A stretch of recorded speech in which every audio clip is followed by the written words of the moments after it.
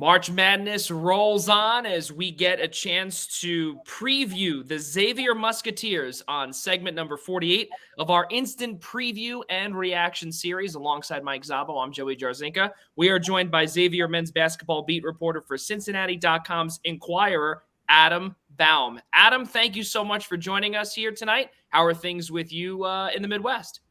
I'm good. I'm settled up here in my Greensboro, North Carolina hotel room, so I'm ready for March Madness. I love it, absolutely. Well, I mean, actually, you know what? Now we can't even say Midwest. I was going to say, now how are things down south at that point? Okay, so yeah. Well, at least it's probably a little bit warmer down there than Cincinnati, I would have to say, right? Yeah, we were like 28, 29 in Cincinnati, so this is a drastic improvement for me this week. There you go. Well, there are some positives about getting on the road, especially March Madness. That's some good stuff. But Adam, thank you so much for joining us. Of course, Xavier opens up its 2023 March Madness tournament, the NCAA tournament. As the number 3 seed, they'll be taking on the 14 seed, the winner of the A-Sun, the Atlantic Sun, Kennesaw State, 12:40 p.m. on Friday on True TV. They're in the Midwest region. And as you said, you're down in Greensboro, North Carolina. They'll be playing inside Greensboro Coliseum. So, Adam, you and I were at the Big East tournament. We got a chance to see, obviously, Xavier in the Big East championship, where it was a tough one, to say the least, where they were down by as much as 23 throughout the first. I think it was like 12 minutes against Marquette. And, this is – you look at it, you say to yourself, well, no Zach Fremantle, and that's obviously a big loss. How much stock do you put that Fremantle loss into the Big East tournament final walloping? Yeah, I think it plays a role. 3 games in 3 days, and look, if you watch Xavier, which you did at the Big East tournament, they really only have 7 guys that they play right now. And that 7th guy is Cesar Edwards. Yep. And they're really only asking him to play like maybe 8 to 10 minutes a game. You go a little bit further down the line, so you don't have Fremantle. You also don't have Kiki Tandy. Cam Kraft has been out with a knee injury. So just simply the number of scholarship guys on their bench that are available is dwindling. So depth is going to be a huge thing for this team in the NCAA tournament. But, I think that Sean Miller did his best after the Marquette loss at MSG to not make a giant excuse. But I think it is a valid point that when you're in Xavier's situation right now, to try to play 3 games in 3 days, it's going to be tough. You could just tell watching that game that Marquette was more fresh than Xavier was. Xavier was it looked like they were running on fumes. Now that you bring that up, just before I want to throw it over, or before we throw it over to Mike, kind of a follow-up there. You had said that it looked as if possibly Xavier was on fumes, but do you feel that despite the 4 to 5 day break in between, from last Saturday till Friday, or rather 6-day break, excuse me, does that get them to, does that refill the tanks enough for Kennesaw State and possibly even further? Yeah, I think it does. I got the chance to watch them practice on Monday and Tuesday, and even on Monday I thought that they looked better. Tuesday they looked like you would expect them to look.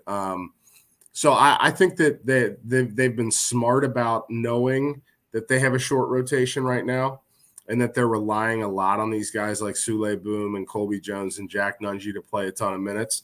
So I think they've been very conscious about how they're managing them and just being very deliberate with everything that they do. So I think that the break is going to serve them well. I really do. And then at the same time, you could make this point about the Big East championship, and it also applies to Friday in the NCAA tournament. Like, I don't care how tired you are. You're going to get up for this. You're going to be ready to play. So I would expect that from the Muskies on Friday. Mike, take it away. Adam, once again, thanks for coming on with us, taking some time to talk some Xavier. You mentioned Sule Boom, though. I think when talking about Xavier, that's always the first name we'd have to bring up with how good of a season that he's had. Of course, just like most of the rest of the team in that Big East championship, really was shut down by Marquette, especially early on. Only had 1 point in the game. How much does this team really rely on him and really revolve, around his play? Yeah, I mean, he's instrumental in everything that they do, especially on the offensive end of the floor. And really there's been a few times this year. I think the loss at DePaul, he might have had like 4 points. The loss at Creighton, he got held to 2 points. And then the loss against Marquette in the Big East championship game, he had 1 point, like you said. So whenever he can't get it going, and it hasn't happened that much this year, it puts a little bit more pressure on everyone else to sort of say, okay, here's this guy that we rely on. You look at his numbers, and I don't think that people fully recognize or appreciate that Sule, he's actually 5th among active scorers in Division I in all-time points. He's over 2,400 career points. So when you have a guy like that who's shooting it the way that he's shooting it, who can get to the free throw line the way that he does, who makes his free throws, he's such a big part of everything that they want to do offensively that I think in this tournament especially, I think you're going to see teams really key in on him and try to take him away. And that's why I think, I'm sure we'll talk about him at some point, that's why I think that what Colby Jones has done recently has made that more difficult, because now it's created this situation where, hey, you might be able to take Sule away and try to neutralize him.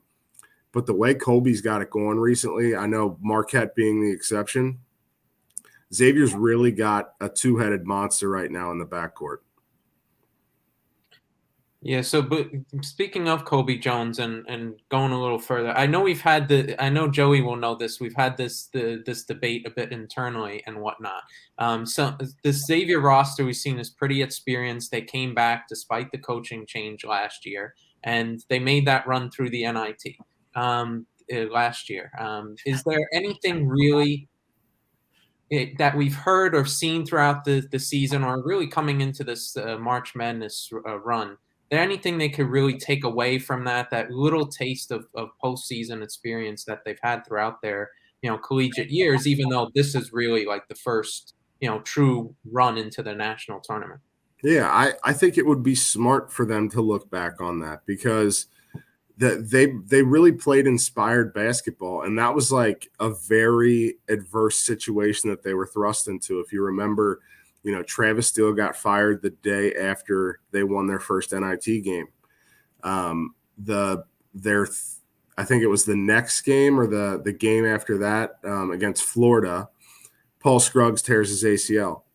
So, they were shorthanded in that run. They lost the head coach. They got an interim head coach. Then they found out that Sean Miller was going to be the coach in waiting. So there was a lot going on there, and they found a way. And I certainly think that it would be smart for them to lean on that and to look back at that period last year. And, you mentioned Colby Jones. Colby Jones really turned it on in the NIT last year. And it honestly the NIT last year reminds me of the way that he closed the regular season and played in the Big East tournament this year. So if he can keep that going, if he can really score and be assertive on the offensive end the way that he has, I like Xavier's chances to go on a little bit of a run here. So also going to let's bring up Jack Nungy, because he certainly gives this team quite a bit of height. I think Kennesaw State, they got a solid front court there, but I think he'll certainly have a bit of height on them. How much influence will he have, whether it's this game or this run, in terms of trying to move some pieces around, since he can move all over the perimeter? Yeah, we talk about how important Sule is. Well, a big reason why Sule is as good as he is because they use him in that high ball screen action with Jack so much. And I'll tell you, like, teams have to respect Jack on the perimeter. I have to go back, and I know he was recently at 40% from three on the year. I think he's still very close to that. He might have dipped below it, but when you have a 7-footer who can step out that you can't sleep on, it really forces defenses. It kind of puts them in a pickle a little bit. So Jackson X factor in this NCAA tournament, just simply because, he gives you that size around the rim and he's very good on the perimeter. And you saw it against Creighton in the semifinals at Madison Square Garden. Like, he did a great job protecting the rim for them. And I think that that's not always the case, but if he can do that in this tournament, in the NCAA tournament, that'll be a big factor in them winning games or advancing, because they need him to play well on defense and really be a force around the rim. And he's done it at times this year. He needs to do it this week. Adam, you bring up other players, obviously, and there was a player that we didn't speak about, but now we did with Colby Jones. But now there's another player, too, that we really have not brought up yet, and kind of trying to replace Fremantle. It's not that easy, but do you consider Jerome Hunter as a potential X factor in the front court? Where do you see him in terms of, his role in the NCAA tournament? Jerome has become one of their most important players. And he was already playing well when Fremantle was healthy. He was that sixth man, first guy off the bench, and he was really giving them energy and effort, cleaning up on the glass. Jerome's one of their best defenders. Yeah. So the thing with the Fremantle injury is Fremantle is immensely talented on offense. You cannot replace that. They certainly missed that. If he was healthy, he would be starting and they would want him on the floor. The flip side of that is without Fremantle's weakness is his defense. Well, now you plug in Jerome Hunter, his strength is his defense. So I think when you look at this Xavier team, they lose some offensive firepower, but what Jerome has given them on defense has really changed their team for the better, I think. Jerome's really taken advantage. I know you guys probably didn't make it to Cintas last year and watch any. I mean, Jerome Hunter got booed in Cintas Center last year. Wow. Xavier fans were not fond of his game. And to be in his defense, he kind of got a green light from three. He shot 66 3-pointers last year. He made 14 of them. He's attempted 9 this year. Like he's completely changed the way that he plays. And I think Xavier has benefited from that greatly, because you look at him, he's a guy who's just looking to score around the basket, get rebounds, and play defense. And that's exactly what they need from him. Yeah, truly amazing stuff to see. And again, with Cintas, that's a building I need to get to. And I've said this to Mike a few times. He said, I have to get there. It's enough driving to Providence, driving to Villanova. We need to get to Xavier at some point. But that's that. Say, I'll be honest with you, I wouldn't have ever thought of that. But it just shows too that, they want him to stop shooting. They want him to stop shooting and do, the other things that clearly Xavier fans, I would assume, Adam, are finally buying into with Jerome. Oh, they have fallen in love with Jerome this year. I mean, he gets some of the loudest cheers in Cintas this year. And essentially, this is all a product of Sean Miller came in, sat down, and they had a conversation. And it was basically like, look, I want you to be a part of this team. I think that there is a role for you on this team, and this is what that role is.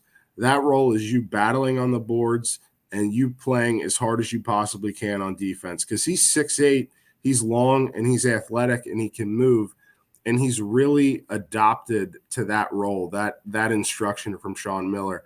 And it's like, what a difference it has made this year for him and this team. Yeah. Well, someone else who we really did not get to, and, you brought up how there's really only 7 guys. Well, now that 7th guy that we didn't talk about yet is Adam Kunkel. And, something that he's done, he's been a killer with all the teams out here in these parts of the area. But what does he bring to Xavier? And I mean, I know Mike and I both know, but to the general viewer out there wanting to know about Xavier, what does Adam Kunkel bring that would be so beneficial for Xavier in this tournament? Yeah, well, I think what is the adage is that, you got to make shots, and he can make shots.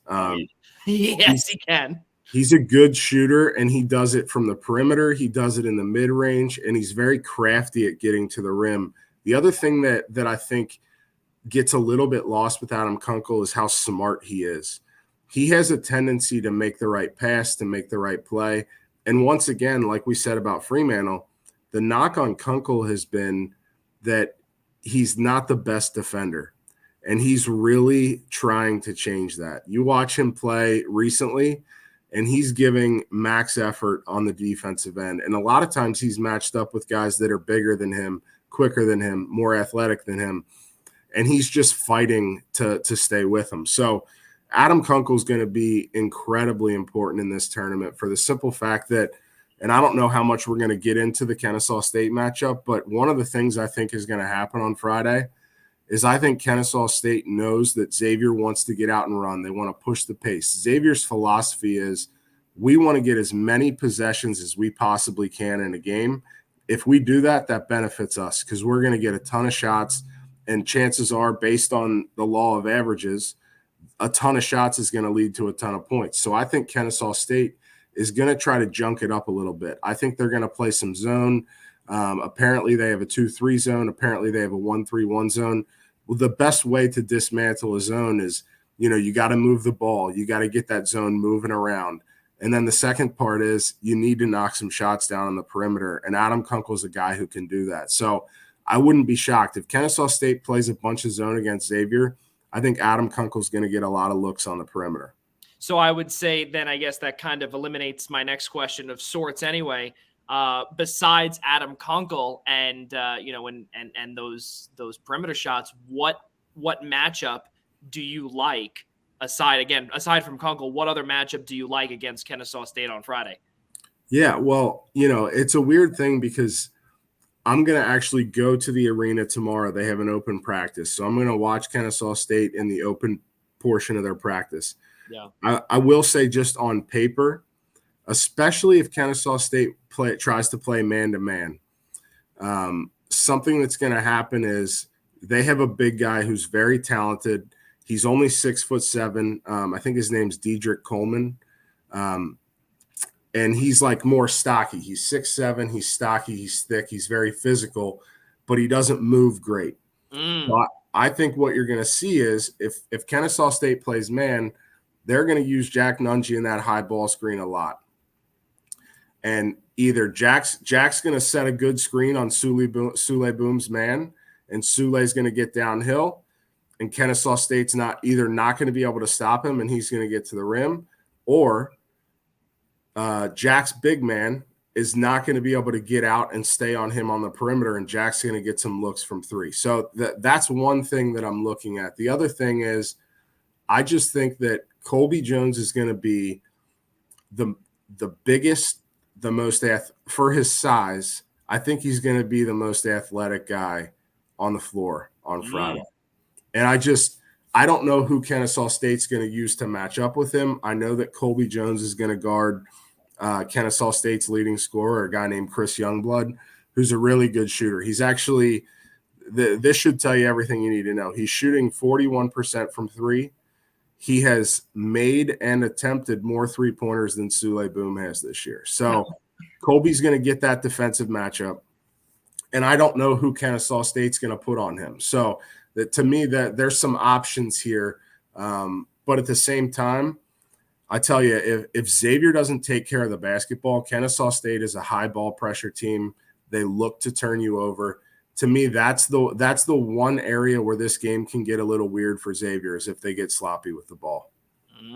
That's definitely something that we'll have to keep our eyes out for, just because potentially forced turnovers or even turnovers in general that could be could potentially play a role in this game. Now, let me ask you this before we wrap up, Adam. Obviously, we were talking earlier about the NIT run from a season ago, Sean Miller, the coach in waiting. And, almost every single player here is not his player that he recruited. And Jack Nungy being one of them. You look at the rest of the roster.